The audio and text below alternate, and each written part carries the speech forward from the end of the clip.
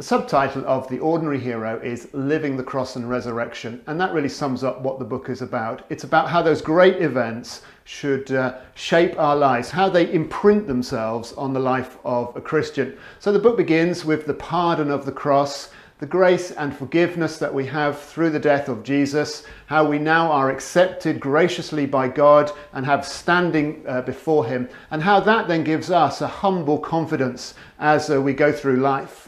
And then it looks at the path of the cross.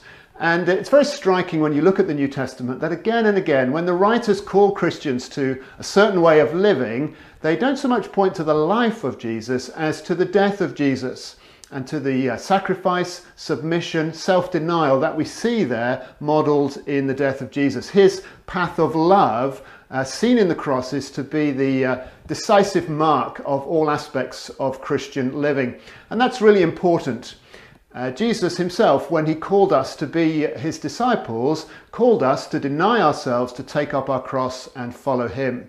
And that really sets the standard for all aspects of our lives. And that works right from volunteering to do the dishes, right up to being willing to be martyred, all the way through. It's the cross that is shaping us.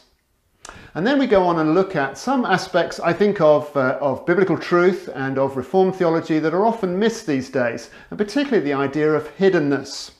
So we look at how we as Christians have power, the power of the resurrection, the life of the resurrection, the freedom of the resurrection, but in this life they take a kind of hidden form as we wait for the revealing of Christ's glory. So we have power, but it's power to be weak. We have life, but it's life to die. We have freedom, but it's freedom to serve. In other words, we live the life of the resurrection, but what it looks like in this life is the way of the cross.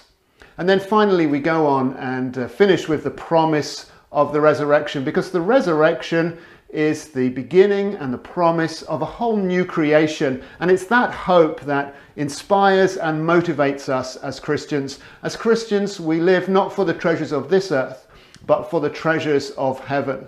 And that is the thing that then shapes us and keeps us going and makes us sacrificial as we follow the way of the cross.